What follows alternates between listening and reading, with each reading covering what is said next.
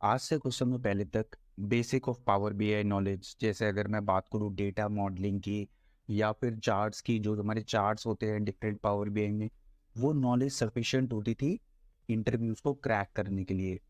पर जैसे जैसे डेटा एनालिटिक्स वर्ड इवॉल्व हो रहा है, बिजनेस इंटेलिजेंस में नई नई एडवांसमेंट्स आ रही हैं, तो बेसिक नॉलेज अब आज की डेट में सफिशिएंट नहीं है। तो हम क्या करेंगे, हम अपनी नॉलेज को एनहांस करना होगा। इसीलिए फ्रेंड्स मैं आप लोगों के लिए ले आया हूँ एक कंप्लीट डैक्स कोर्स, जिसकी हेल्प से आप सारे इंपॉर्टेंट जो फंक्शंस होते हैं डैक्स के, उनको सीख सकते हैं। सारे फंक्शंस को हम प्रैक्टिकली सिनेरियोज के थ्रू देखेंगे, कंप्लीट हैंड्स ऑन करने वाले हैं। हम ये देखेंगे कि किस तरीके से रियल वर्ल्ड में, जैसे हमें अगर इंटरव्यू क्रैक करना है, तो किस तरीके से इन फंक्शंस को यूज करके इंटरव्यू सिनेरियोज को सॉल्व कर सकते हैं। तो ये कंप्लीट कोर्स में आपको ये सारी चीजें मिलने वाली हैं। तो आप तुरंत इस चैनल को सब्सक्राइब कर लीजिए। एंड यस फ्रेंड्स, आप फीडबैक देना मत भूलिएगा। आप कमेंट सेक्शन में अपना फीडबैक जरूर दीजिएगा कि आपको ये कंप्लीट कोर्स कैसा लगा। अब एक बार हम अपने टैक्स कोर्स के रोड मैप को देख लेते हैं, जिसकी हेल्प से हमें जो जो इम्पोर्टेंट टॉपिक्स हमें कवर करने हैं इस एंटायर कोर्स में, उनका एक अच्छा आइडिया हो जाएगा। तो सबसे पहले हम बात करेंगे अपने डेटा मॉडलिंग के बारे में। फ्रेंड्स, डेटा मॉडलिंग बहुत इम्पॉर्टेंट होता है, क्योंकि अगर आप एफिशिएंट टैक्स कैलकुलेशन करना चाहते हैं तो उसके लिए एक स्ट्रक्चर डेटा मॉडल का होना बहुत ज़रूरी है।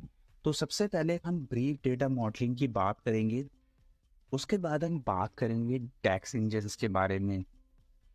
फॉर्मूला इंजन क्या होता है, स्टोरेज इंजन क्या होता है, किस तरीके से ये इंजन्स काम करते हैं, ये सब कुछ हम डिटेल में देखेंगे। तो ये रहेगा हमारा पहला टॉपिक। उसके बाद बात करेंगे हम कंटेक्स्ट ट्रांजिशन के बारे में। देखिए, कंटेक्स्ट ट्रांजिशन जो होता है बहुत ही इम्पोर्टेंट होता है इंटरव्यू पर्सपेक्टिव से। इंटरव्यूअर जनरली हमसे पूछ सकता है कि रो कॉन्टेक्स्ट क्या होता है, फिल्टर कॉन्टेक्स्ट क्या होता है, किस तरीके से कॉन्टेक्स्ट ट्रांजिशन होता है। तो ये सारी चीज़ें जानना बहुत ज़रूरी है। तो हम इस मॉड्यूल में हम यही देखेंगे कंटेक्स्ट ट्रांजिशन क्या होता है, कैसे हमारे मॉडिफायर्स काम करते हैं, कीप फिल्टर क्या होता है, रिमूव फिल्टर्स क्या होता है, ये देखेंगे।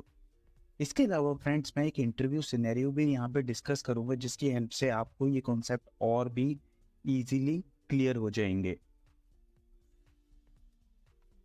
इसके बाद फ्रेंड्स, जो हम थर्ड मॉड्यूल डिस्कस करेंगे वो स्केलर फंक्शंस का रहेगा। स्केलर फंक्शन जनरली वो होते हैं जो हमारे को सिंगल वैल्यू रिटर्न करते हैं। तो हम स्केलर फंक्शंस को देखेंगे वो कैसे काम करते हैं।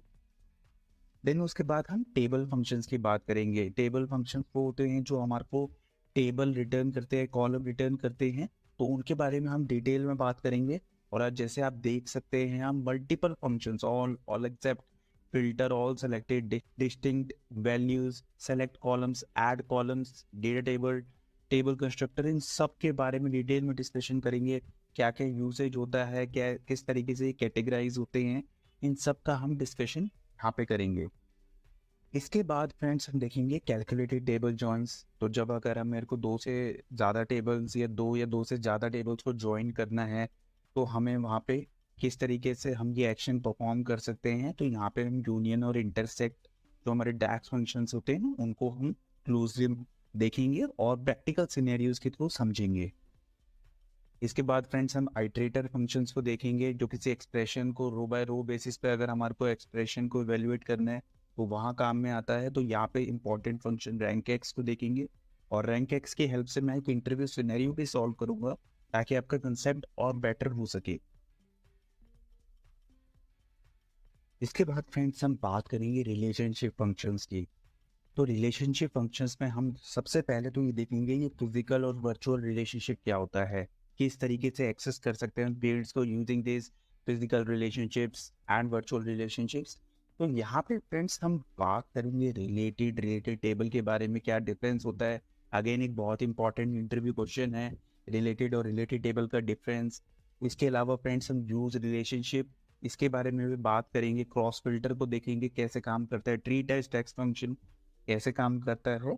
ये सब कुछ ये सब कुछ हम रिलेशनशिप फंक्शंस के अंदर कवर करेंगे। एंड फाइनली फ्रेंड्स हम देखेंगे टाइम इंटेलिजेंस फंक्शंस को। तो जो टाइम इंटेलिजेंस फंक्शंस होते हैं बेसिकली वो परफॉर्मेंस को अगर इवैल्यूएट करना है कि month on month, year on year क्या सेल्स में चेंजेस आ रहे हैं या किसी प्रोडक्ट की सेल्स में क्या चेंजेस हुए, इन चीज़ों को इवैल्यूएट करने के लिए होता है। इसके अलावा ये कस्टम कैलेंडर्स हम डिज़ाइन कर सकते हैं इनकी हेल्प से।